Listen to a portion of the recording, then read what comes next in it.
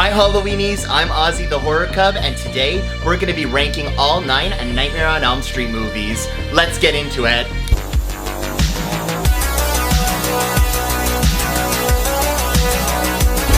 Grab your fedora, grab your razor glove, because here we go. Are you guys ready for this list? I had to think about it.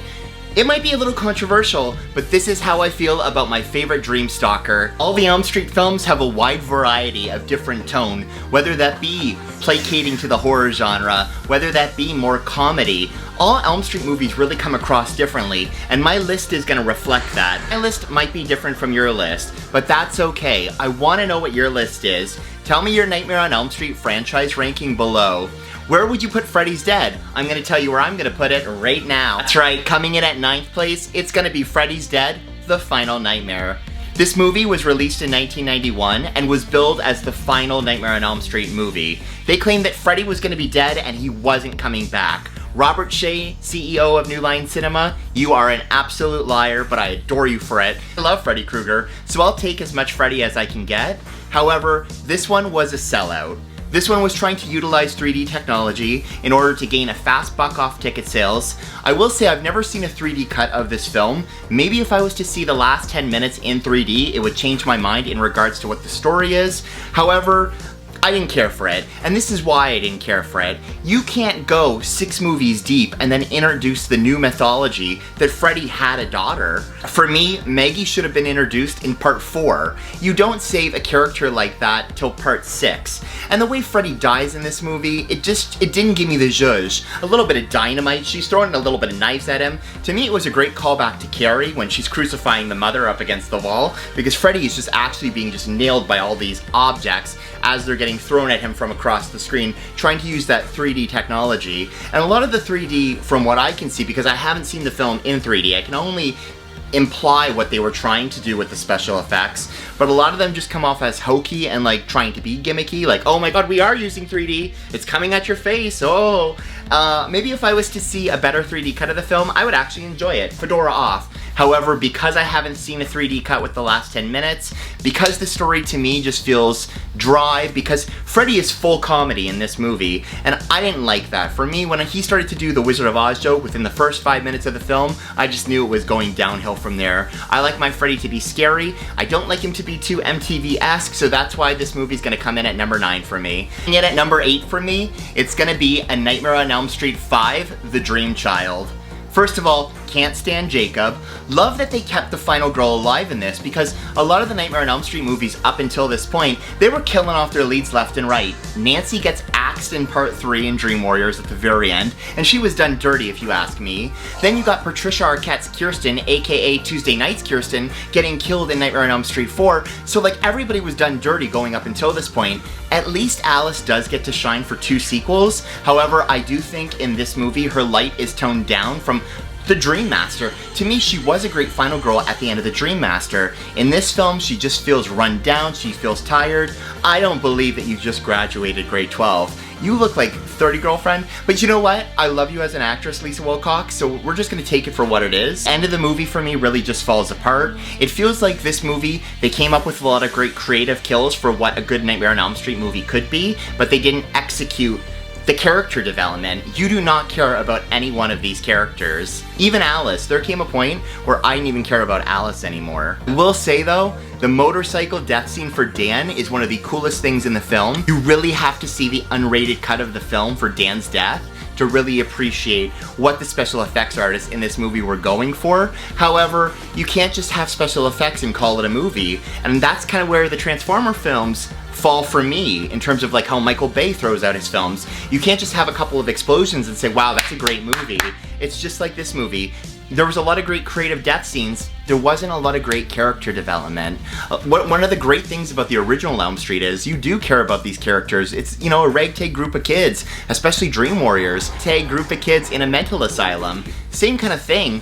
Rebrand it, retell it. This one though, when you have all the characters and you're just killing them off one by one, and they're just there for fodder, it doesn't do me the zhuzh. The ending, what the hell is with that ending? And poor Amanda Kruger. And at number 7 for me has to be the 2010 remake. This movie is so low on the list though, it's not because of Jackie Earle Haley. I think he does a great job of portraying Freddy Krueger. If Robert Englund could pass the torch to anybody, he did try his absolute best to make the character fresh and to make him exciting, and he was very sinister. The problem was the script. The problem was how they chose to make the character the P word. We ain't saying what he is on this, but you know, the original Nightmare on Elm Street, the original idea for Freddy Krueger, he's a child killer, and this one really blurred the lines. And then, to me, it was just too dark and awful, the idea that they were going for. Nancy in this movie, she is giving me no life. She looks dead behind the eyes, and that's on the actress. I heard she didn't even want to be in an Elm Street movie. And you know what? How dare you? Because Nancy Thompson is one of the most iconic final girls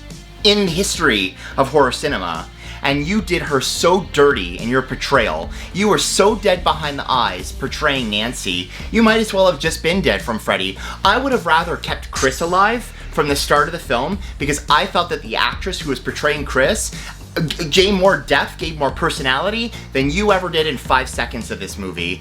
How Freddy Krueger ever says, Nancy, you were his favorite? Girl, you weren't my favorite. Get to steppin'. You're number 7 because of the way you acted in this film. The CGI in this movie is absolutely atrocious. If you're comparing this to the original Elm Street, where they were just doing everything that they could back in '84 to try and pull the movie together, to now that they have CGI effects, and the CGI effects cannot even compare to how 1984 was presented, that's sad. And that shows me that this movie was just done for a quick buck. I was really disappointed with the remake when I saw it. I will say for me though, it is a better film from Freddys Dead. And it's a step up from The Dream Child, but it's not much better. And that's why for me, it's gonna stay at 7th place. Coming in at number 6 for me, it's gonna be Freddy vs. Jason, made in 2003 and directed by Ronnie Yu. The same director behind Bride of Chucky creates Freddy vs. Jason, and let me tell you something, there were a lot of scripts in development to try and get these two characters together from the absolute jump.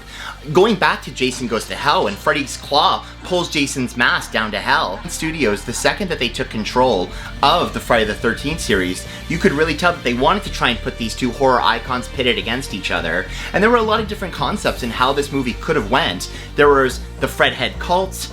There was a lot of different ways that these two could have been paired together. The movie falls apart though for me is the final scene at the very end. When it comes to the final confrontation between Freddy and Jason, you had the kids in the way stepping over these two fighting over each other. Laurie assisted Jason far too much to help him get the home field advantage when they first got to Camp Crystal Lake.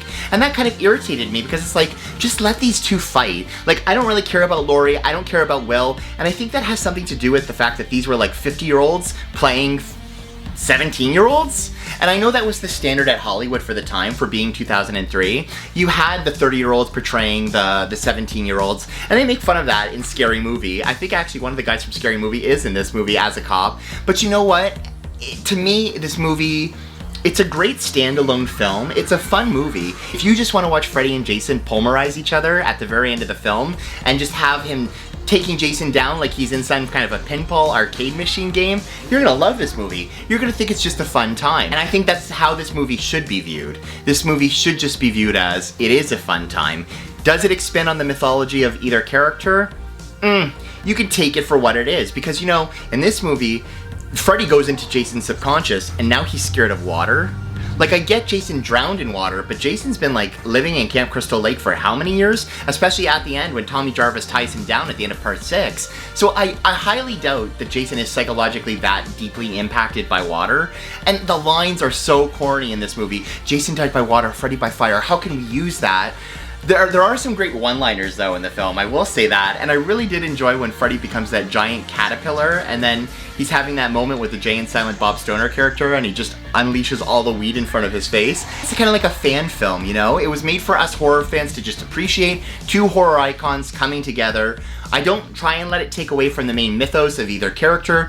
For me, it's like a standalone entity. And because of that reason, Freddy vs. Jason is gonna be number 6. And at number 5, it's gonna be 1985's A Nightmare on Elm Street 2, Freddy's Revenge. This movie, okay, as a gay male looking at it, I live it's our first Scream Queen with Mark Patton, so I'm into it looking at it through that kind of lens. However, let me tell you something, this movie at times can be a hot mess. For being a sequel to the original Elm Street, you can tell that it's just a step down. It doesn't really feel like a Nightmare on Elm Street movie, and that could be because the director and the writer chose to go in a way that it takes Freddy out of the dream world and into reality, where Freddy can now possess the soul of Jesse to try and move through our reality and try and get the rest of the Elm Street kids. Some interesting ideas though. Jesse, the gay bar, the gym coach, what was going on with that shower scene? I mean, as an adult, was I intrigued? Yes. As a child, was I lost watching it for the first time?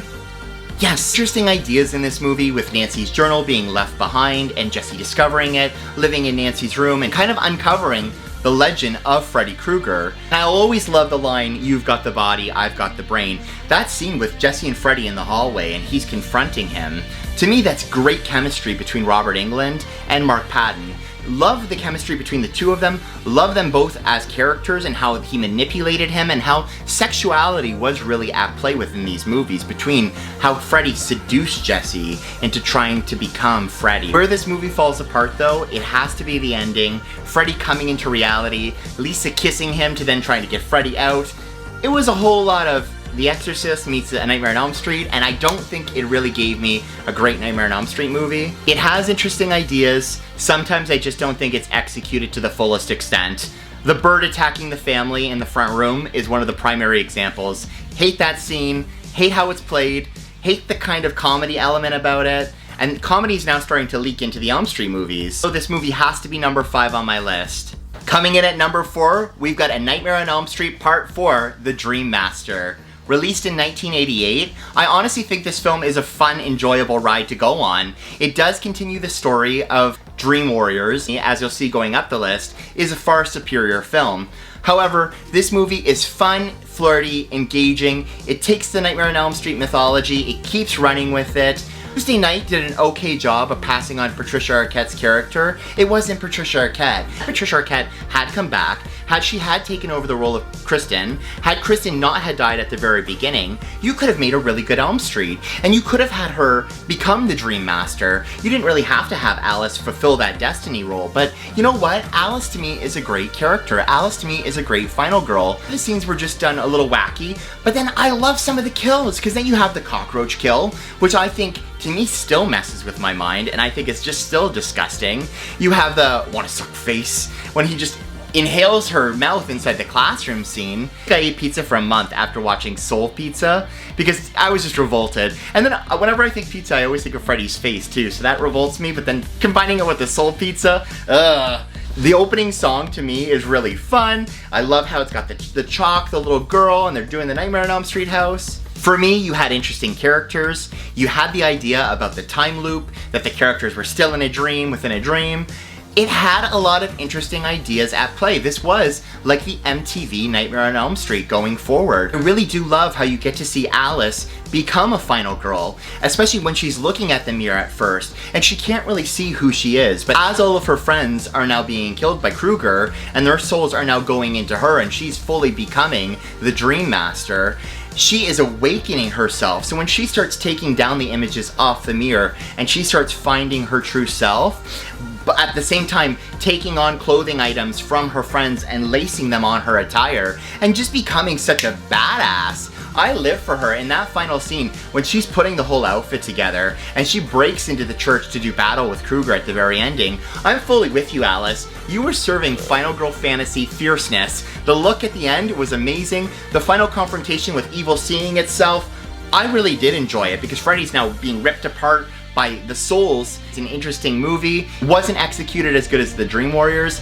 but you know what? It's still gonna be number 4 on my list. Coming in at number 3, we've got Wes Craven's New Nightmare, released in 1994. Okay, just to say that you're gonna have a Nightmare on Elm Street movie, and Wes Craven, the man who created the original, to come back and to come up with a new screenplay and to come up with a new idea that's really going to take on this meta approach to the Freddy Krueger story and move it forward, I thought it was genius. A lot of people at the time just weren't ready for an approach like this, but you can really tell Wes Craven builds that idea on with Kevin Williamson in Scream in 1996. But you really do see the foundations of where Scream could go moving forward, and the Craven building into that meta approach with his filmmaking. I think it's an interesting story. Love how they bring back the original cast and how they bring them back as playing themselves. I think it's a really interesting idea on the culture and the zeitgeist of a horror movie. And the idea of, could these demonic entities be watching our real films and become possessive in some type of way of these characters? Camp gives it her all in this film. Heather she really does give you that, I'm a mother, I just lost my husband, my son is going crazy, and I hate the son in this movie. I know a lot of people do like him, but I'm sorry, I wasn't getting the zhuzh. I kind of wish Freddy would have knocked him off and just kept Heather going. But I love this story of the kind of like the Hansel and Gretel motif that they were selling with shoving Freddy into the oven at the very end of the movie. The great sets. An interesting thing that happened was a huge earthquake had actually rocked LA previous to the film actually being shot. So they utilized that earthquake in the script. And when they were doing production for the film, they even had one of the filmmakers go around to do B-roll footage of all the areas that were affected by the earthquake, and those shots are then seen in the movie, because they could never have paid to have done the special effect work to have made those earthquake sequences. The buildings that you see that are just crumbled in rubble, those are actual shots. And I really do how they play with the idea of the story of Elm Street, but they really take it into this fresh new direction. Could have upped this movie though, up the list. The kills could have been way better. Number one, I feel like hardly anybody dies in this film. I feel like it's just her husband that dies.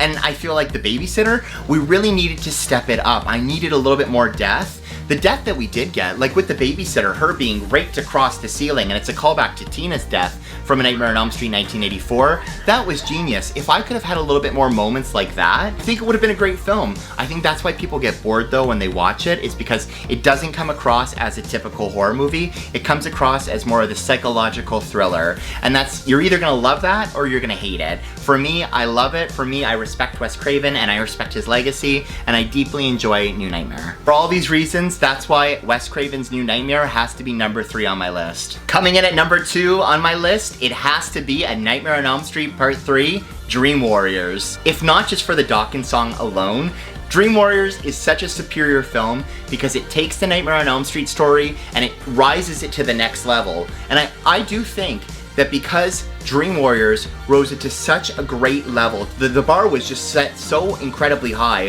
from the story that Wes Craven created for this film, that I don't think any sequel created afterwards could live up to the hype. This was a group of kids in a mental asylum, so you've already taken the story from part 1 and you just upped the ante. And I think a lot of people are going to be mad that this isn't my number 1 film on my ranking, but to me it has to be number 2, just because the OG has to be respected. I think I just gave away what my number 1 is. You have a group of kids in a mental asylum. Number 1, you have your OG final girl, Nancy, returning, continuing her storyline from part 1. Nurturing this group of kids and telling them that yeah, they do have dream powers, and this guy is coming after them in their dreams, and they're not crazy. And you do have the dream powers being introduced, what does elevate the story even further. And you do have Hypnosil now coming into the picture, which does play a huger role in Freddy vs. Jason moving forward. But Hypnosil, the dream suppressant that Nancy's taking, comes into the frame too, because now Nancy hasn't been dreaming. I always thought something that really could have been interesting was Nancy should have had a dream power. I know that the Hypnosil was suppressing her dreams since 1984, but I really do think Nancy should have had a dream power. What do you guys think? Should Nancy have had a dream power? And let me know what you think it would have been in the comments. Characters are elevated to the next level. You really do care about all these kids, whether it be Joey, whether it be Kincaid, whether it be Kristen, or whether it be Nancy, and then you bring back the vintage legacy characters and you respect them and you move them forward to push the story. And you get to find out more about Freddy's backstory too, with having Amanda Kruger walking Neil through the story of how she was raped and how Freddy was the bastard son of 100 maniacs. So you take the story, you dive deeper into the mythos, and you give us a sequel that really lives up to the Nightmare on Elm Street legacy. A Nightmare on Elm Street Dream Warriors is probably considered one of the best films in all of the Nightmare on Elm Street canon. And a lot of people are going to be mad at me that it's not number 1 on my list, but it's going to be number 2. I love you, Nightmare on Elm Street 3 Dream Warriors. That Dawkins song has to get played. Dream Warriors. Coming in at number 1 on my list, is it any surprise? It's the original Nightmare on Elm Street, directed by Wes Craven, released in 1984, produced by Robert Shea and New Line Cinema. I mean, this was the film, the house that Freddy built. It started New Line Cinema. This film took the slasher genre that was already happening. I mean, you had Halloween, you had Friday the 13th, and this really ran with it.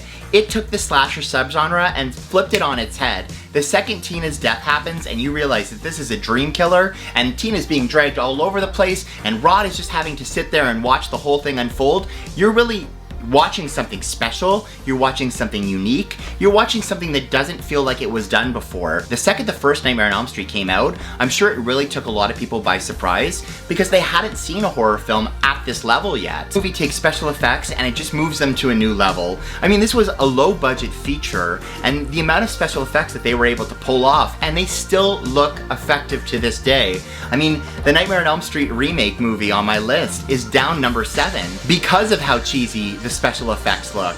Yet this movie was produced in '84 and the special effects still look fantastic. A couple prime examples, Nancy being pulled into the bathtub, Nancy falling asleep in Tina's bedroom and having Freddy come through the wall, Tina's death and having the room actually being inverted and having a camera operator being secured to a rig so that they could pull off those amazing shots, even Glenn's death, which they then utilized Tina's bedroom for.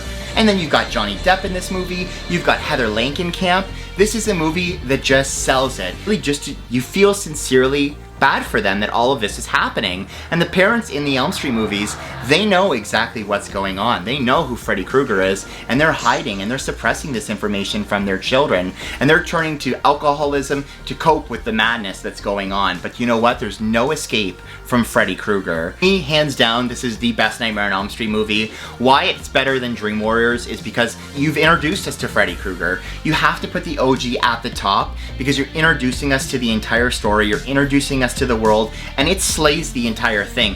The film score in this movie is incredible. The dream sequences in this movie are terrifying. Nancy getting stuck in that Bisquick solution as she's running up the stairs will always haunt my dreams. The idea of Freddy as a whole will haunt my dreams. This is an iconic killer, and he can talk too, something that the other killers at that time couldn't, like Jason or Michael. Freddy can actually express himself. He's got some dark comedy. He doesn't really go into the MTV route in these movies. He's more dark, he's more serious, and I really respect that about him. I respect the acting, I respect the directing. This film is executed so well, and that has everything to do with Wes Craven. Wes, you were a genius at your craft, and giving us Freddy, giving us Ghostface, giving us all these iconic characters.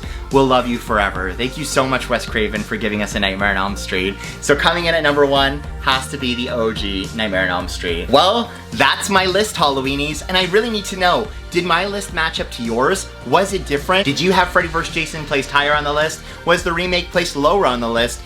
Did you knock me a couple points for putting Dream Warriors on number 2? I had to do it, I just had to do it. But I need to know what your list is, so let me know below. Let me know what your favorite Nightmare on Elm Street is. Let's talk Freddy in the comments section because he is such a fun character. He's got a lot of great quotes. Welcome to prime time, bitch. That's my favorite quote. That's why Dream Warrior stands out in my mind. Such great lines. Well, counselors, that's all the time that we have for today. But hit that subscribe notification bell because next week we're going to be reviewing 1980s Friday the 13th. Until next time, stay spooky.